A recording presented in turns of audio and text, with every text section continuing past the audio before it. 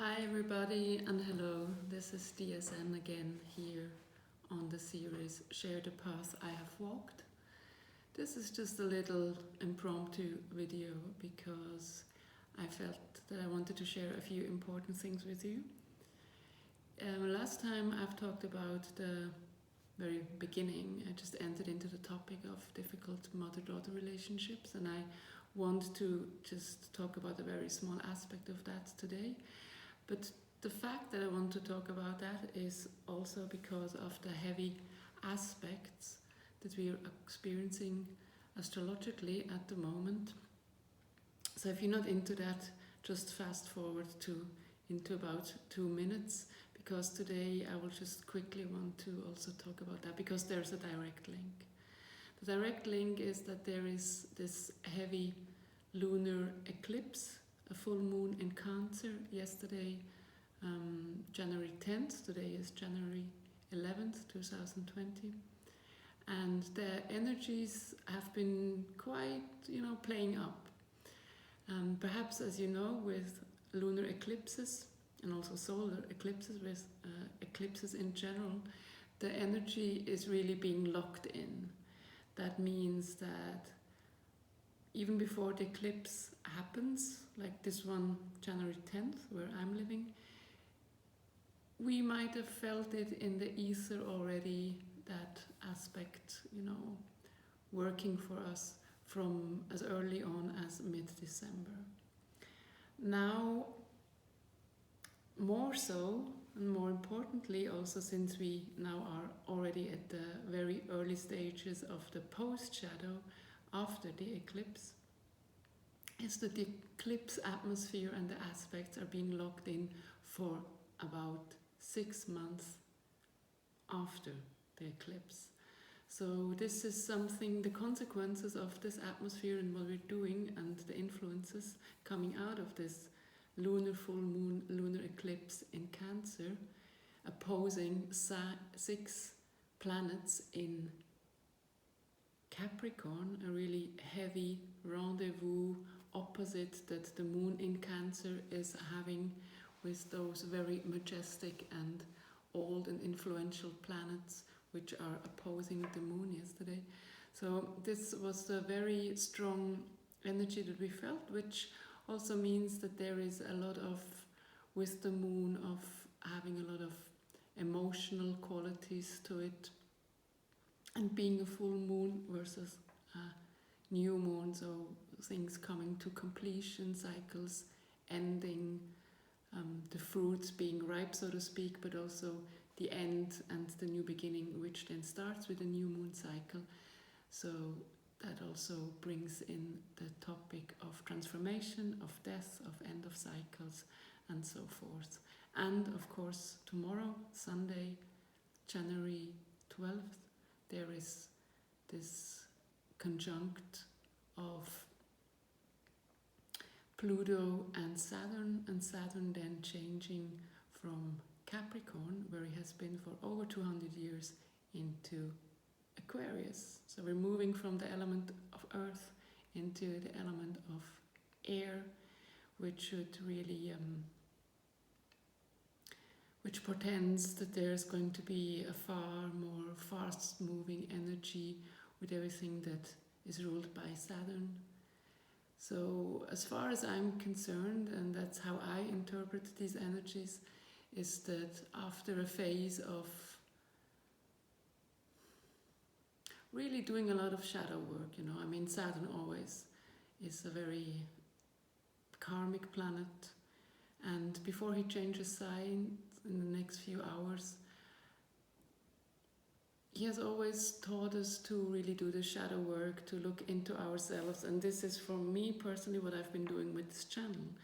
I'm come here, talk openly about difficult mother-daughter relationships, and of course this is something which I experience myself, and I want to share this with you in order that we can all feel a bit more empowered and to also enable healing and have that space and hold that space for potential healing in that topic.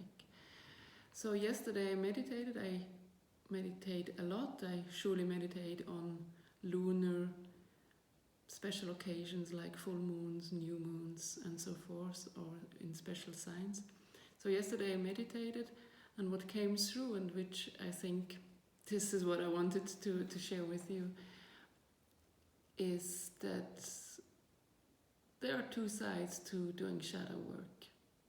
Obviously there's the one where we look at an important one, and perhaps the first step, that we look at where have I been victimized?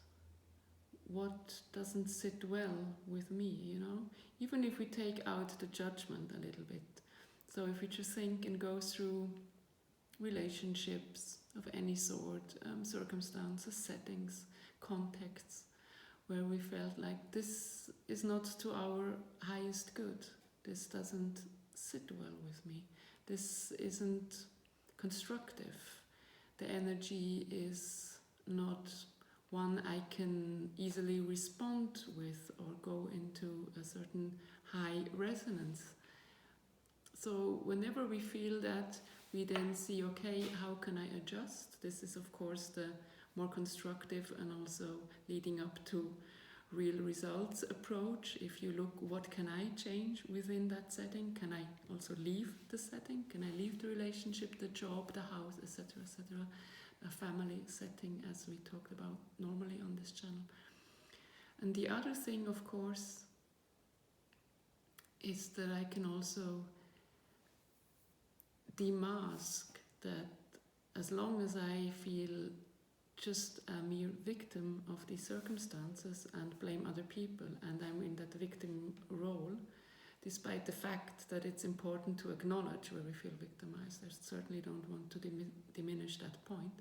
But then comes the point of real healing, I would suggest, where we then also look at where have I been the perpetrator, and not just the perpetrator out of spontaneity or because of in a situation we are given the power that we can be a perpetrator to somebody else's ill fortune. No, exactly linked to that situation of where we feel being a victim and victimized. Where, when we are a victim and feel that and in that right, and even the righteousness that comes with being a victim, where do we then change and become instantly that perpetrator? Because let's face it, people who are hurt other people. There's a lot of truth for me in that. So you see, what I'm trying to hit on is that any realization, as important as they are to us and for our development, has to have another repositioning that follows suit. So when I acknowledge, yes, I have suffered, be it out of malice, out of a certain toxicity, or because of somebody really wants to hurt me, or just by pure coincidence that I suffered some situation and suffered in that, as soon as I feel very righteous that I want to correct that, and perhaps with full force, then somebody else might suffer. Of course, there's a saying, you can't make an omelette without breaking an egg. I'm not talking about sacrifices that are needed, that have to be done. I'm really talking about what kind of energy do I exert? What do I resonate in? What energy am I, and what am I putting out there to other beings when I'm in this victim role, and am I not becoming a perpetrator myself? So this is just a very, very short video wanting to ask you, and because I've been asking myself that after this meditation, and I thought it's very valuable to go through that and to always think and feel on a grander scale and open up the possibilities that we're not just only stuck in our role. I mean, obviously that's our perspective, but as soon as we widened perspective, and I think that's exactly a moment where a lot of